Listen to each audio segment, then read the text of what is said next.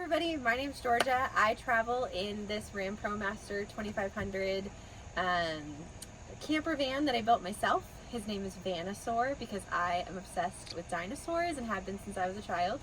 And I travel with my dog Maggie, who is inside here hanging out on the bed. You'll get to meet her in a minute.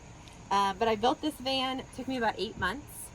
I got it from a auto dealership that had worked with an HVAC company. So it had had a previous life, but not a stressful one, which was nice. And I built it out all myself, learned everything through watching YouTube videos of other builders, through doing what we called the Online Van Life Academy that I joined, which was really helpful. And then also just reading a lot of stuff online. But got connected with some other van life people through an incredible build shop in the Midwest called Midwest Van Builders. Way to go, Johnny's Journey. Helped me install some windows, which was the last step in my build process. So in here, the goal was for it to look really cabin feely. So I took boards from a friend of mine's old fence to do the ceiling and the walls. Wanted to keep it all very earthy, so I have cranberries and sage greens and a little bit of gray to kind of lighten it up a bit.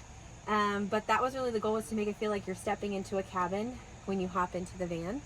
I kept the design very, very simple. So fixed bed over a huge storage area, which I'll show you in a bit. It's really, really wonderful. Really simple cabinetry. My closet is here above my bed. My kitchen pantry is here above the kitchen. So nice and easy to have a lot of stuff stored in here. These I keep like dry food packs. So right now it's all like dry Indian food that you just have to heat up with water and then you have a meal. Really all the rest of the storage in here inside is right over here. So I have my main drawers. They're all custom made, but I did work with a company from, I think it was called like the Cabinet Store or something online. You send in the dimensions and they send you the pieces for the drawer boxes. So they're all 22 inches deep. And nice depth, so you can really fit a lot in here. So there's a lot of stuff there. Then my other drawers, I really just have my bathroom drawer. I have my odds and ends drawer. I always say if I ever make friends in the van, I have games to play. Not that I've actually played many of these games with van people, mostly friends and family that I visited. But kind of the odds and ends drawer. Cards, books about places I'm going to be traveling to, a sewing kit, because you never know what's going to break. Gotta have tools and you gotta have a sewing kit. This is my main kitchen cabinet drawer, so all of my pots and pans and cleaning and plates and cups and cutting boards all really fit nicely in there. I do have a bin in the back for extra stuff, so like my little waffle maker's back there. I make sourdough English muffins while I travel, so a lot of that stuff is back there. Stuff that I only use maybe once a week lives in the back. So this is really my like day-to-day. Yeah, so this is my little Dometic fridge. He's tiny, 2.5 cubic feet. But it stores a lot. So you can actually fit so much in here. You got, you know, your milks, your sourdough starter, eggs, beverages, your, you know, minced garlic, butter, cucumbers, cheese, whatever it is you might need. Has a little freezer, yep. Nice. Very tiny. You can't actually fit a pint of ice cream in it though. I tried once. I am primarily plant-based when I travel, so that does make the small fridge work okay, because I'm not trying to put a ton in it. So I did everything custom. I am about 6 feet tall, so I wanted a tall kitchen cabinet, so it does come nicely to my hips. And I got it as a actually damaged piece of butcher block, so I got it a little bit cheaper than it would have been. My one seat in the van, I always say you do everything that you need to sit to do right here. You go to the bathroom here, you work here, you eat here. It's the one chair that we have here in the van. But down in here is my composting toilet. Okay. So it's just right in here. It's got 2 little doors. You can open up and go to the bathroom so you nice bought and easy. that one. I did, yes. So it is a Nature's Head composting toilet. I know some people will like make their own. I decided to just go with the pre-made one. Most expensive toilet I'll ever buy in my life. But yeah, I also went bougie with the bed. I will tell everybody that does a camper, get a nice bed, because you need to sleep and you need to sleep well. So I have a 9-inch mattress, 400 thread count sheets, feather pillows. Like, you gotta go nice when you build a bed. In the safety corner, which is probably my mother's favorite corner, the smoke detector, the carbon monoxide detector. Very important to have right there. Yep, and this is one of my coworkers sent me this. I sleep around. I love it. And you installed these lights? I did. So they're just little puck lights, 12-volt lights, and then I also have lights here above the bed as well. I'm trying to think other things. I have a Max Air fan that brings in a nice amount of air right above there, and then it works with this skylight here in the back, so you can kind of get a nice airflow. I know a lot of people do 2 Max Air fans. I decided to do 1 because I wanted to be able to see out, and that's actually how I access my solar panels to clean them. And this is Miss Maggie. Hi, Maggie. Now, are these fixed here, or what do you do when you're driving? Yeah, so some of it is fixed. Like this stays exactly where it is. I put museum gel on the bottom, and so it doesn't move. You have to do like ceramics, some plastics museum gel will work with, or glass. So not a lot can stay. This actually all moves. My candles just go in the sink where currently the dirty dishes are. My basil plant goes in the sink, but this is actually fixed here. I generally make my own microgreens. I don't currently have any going right now, but you make microgreens in these like jars with covers, so it's kind of a fun process. And you installed the sink? You did everything in here. I did. I learned how to do a drop cut to install the sink. My mother got a nice cutting board out of it, which she was very excited about for Christmas last year.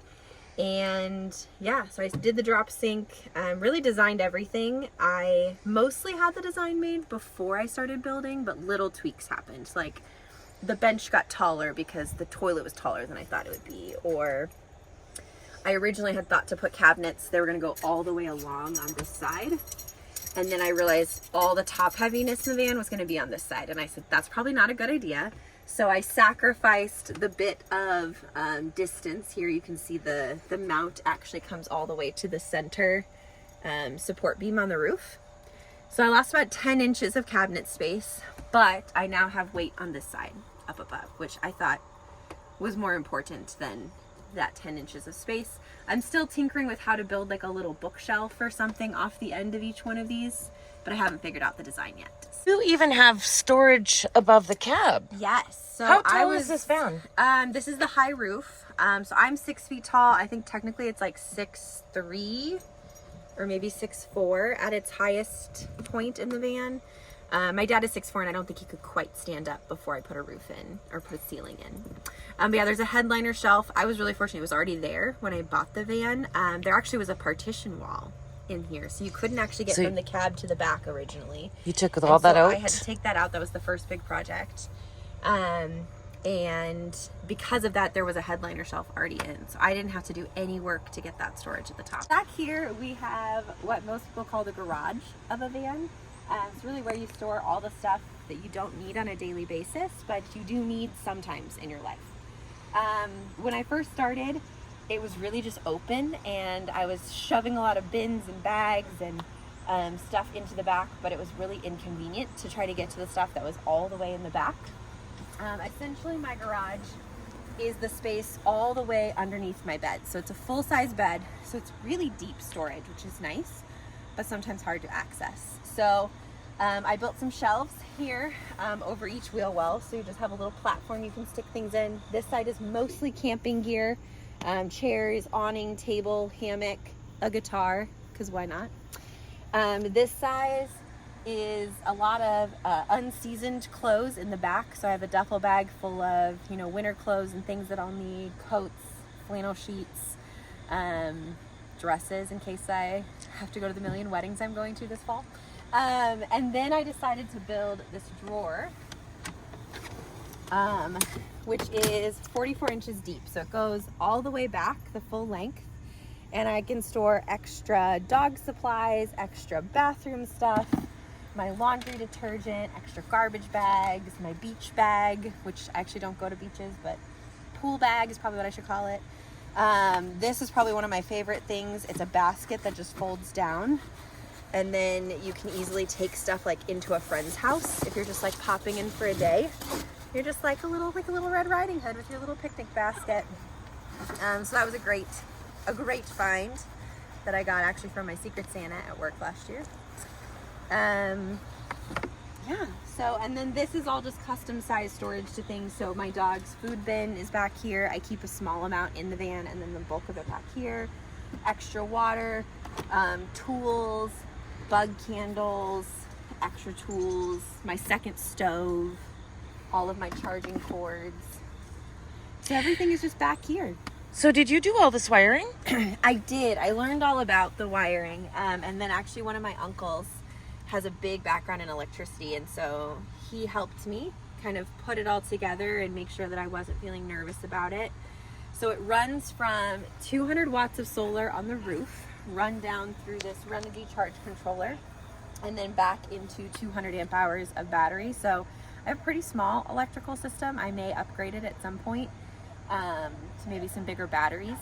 But it works for me most of the time. Every once in a while, if it's been really cloudy for days or I haven't been good at parking in the sun, I get a little low.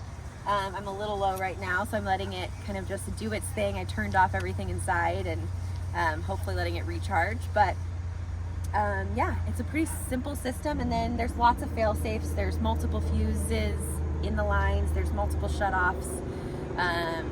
Everything just to make sure it's as safe as possible. So that was a recent addition. I haven't done the full, what I plan to do, but I added a shore power plug back here. So if I want to plug in, I can plug in. Currently all it runs to is through this circuit breaker and then into these plugs.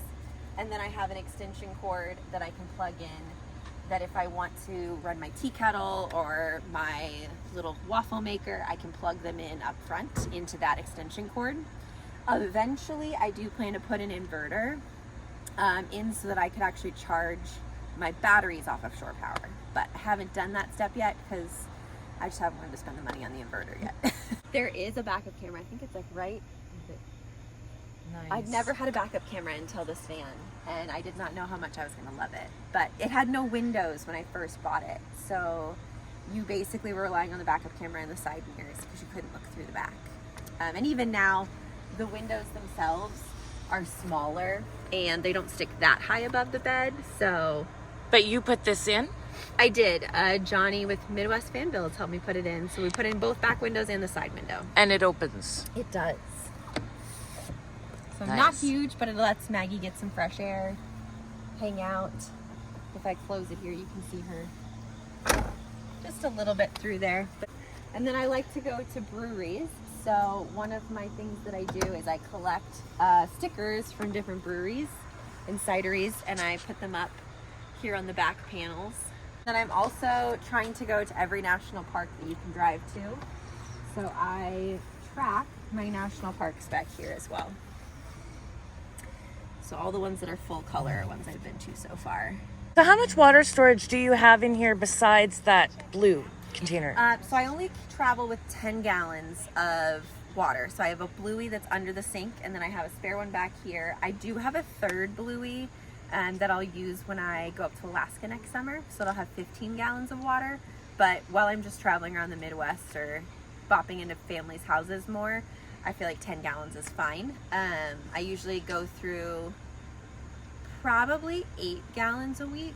So nothing too crazy, but anytime I'm somewhere where I can fill up a water bottle, I do, so that I'm not pulling off of my own water. I bought the van for $31,500 when I bought it originally, and it was just a blank cargo van. What year? 2019. I bought it in 22, so it was a couple years old. An HVAC company had been using it for a few years. And then my initial build, so the build I did in the first 8 months, I think I spent about $8,000 on. So at that point I was still just under $40,000 total. Since then I have, really the big expense was adding in the windows, which I think between buying them and installing them was around $2,000. So I think I'm right around $41,000 or maybe $42,000 now. I'm just closing in on I just went over 100,000 miles. And do you know the miles per gallon? I do. So when I'm doing a lot of like long distance traveling, I think I get up to about 26 miles per gallon. But the more I do in city or short driving, I get lower and lower. And right now I think I'm averaging about 24, which is still not bad for a big van. Mm-hmm. It is a gas van.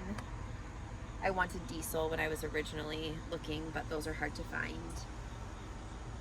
So yeah, Vanosaur's done pretty good. He's gone all the way to California and up to Washington. We did a lot of west so far. So we've done South Dakota, Minnesota, Colorado, a little bit of New Mexico and Arizona, some Texas. We did bop out to like Arkansas. We've done more Missouri. We're hoping to go east more in about a year, or I would call the East Midwest, Kentucky, Tennessee, Indiana, Illinois area. And then in a year and a half, roughly a year and a half, I'm hoping to head up and actually do the entire like Northeast for a summer and a fall. So do all of that. I have 3 goals in the van. One is to go to every state you can drive to, so 49 states. Go to every national park you can drive to, which I think is about 58 of 63, something like that. And then I want to go to every state park in my home state of Nebraska. I actually work full-time remotely for a employee listening company. We do surveys where we really get information from employees and help employers understand how their employees are feeling and what they're thinking and are they engaged. And so I do that full-time, and I work about an 8-hour day, Monday through Friday. And I'm very fortunate. I have wonderful bosses and founders who are super supportive. Workforce Science Associates, shout out to them. They hired me actually just after I bought the van, not knowing that I was doing the van, and have embraced me the whole time in me building it, me traveling in it, me now doing this full time. So I've been there about 2 years now, which is how I would say it's a little less scary to jump in a full-time van life, knowing you have a steady paycheck coming every 2 weeks. So what would you say to someone that was considering van life? What would be your advice? My first piece is like try it. Like go rent a van and do it. If you think you want to do it, like go do it.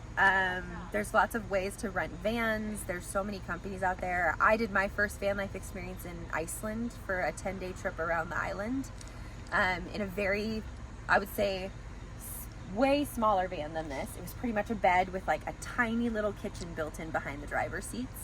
But it was wonderful. I fell in love with it, and I really didn't do any other camper vanning since then. That was in 2017, and then I bought this in 22.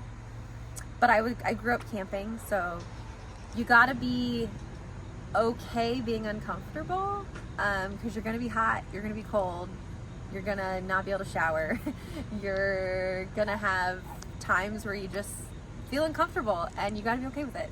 That's probably the number one requirement to be able to be a traveler like this.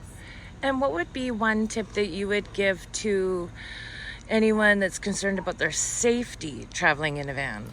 Yeah, I was really fortunate. I joined a thing called the Van Life Academy, and there's a lot of other women that are on there. So in their forum, they have a lot of great like tips and things that came out.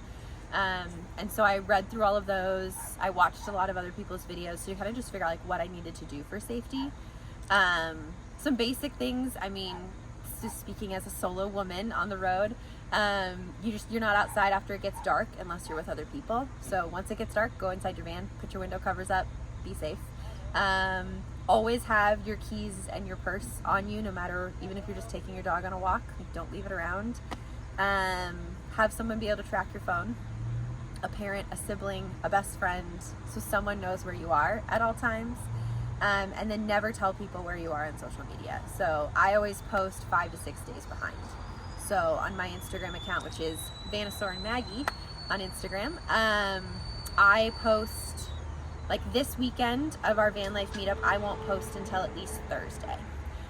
So that way I am a distance away from here before I actually tell people where I was. Do whatever is going to make you feel most safe. So if having weapons is going to make you feel safe, have them. If having weapons is not going to make you feel safe, don't have them. Research your options. Make sure you know if you want to cross borders, what you can have. That'll help you probably decide what you feel comfortable with. And then you can be as remote as you want to be, or as in person, like around people as you want to be. You can camp in campgrounds every day. You can camp in the wild every day. It's mostly just doing what you feel comfortable with. And I've only had to do this twice now, I think. But every once in a while, you just got to listen to your gut and drive away. And that's the nice thing is, typically, you probably are able to just hop in the front seat and drive. The van has its own Instagram. It is Vanosaur and Maggie. If you search Vanosaur, you will find Vanosaur and Maggie. And it's really just pictures of our travels. Maggie is the star of the Instagram. She's in 90% of the photos. Every once in a while I make an appearance, and the van is in a fair amount of them. But it's just documenting everything. So I started with even buying the van, building the van, upgrades on the van are in there, travels that we've done. So it's just kind of little highlights. Sometimes there's videos, but most of the time it's still photos. Thank you.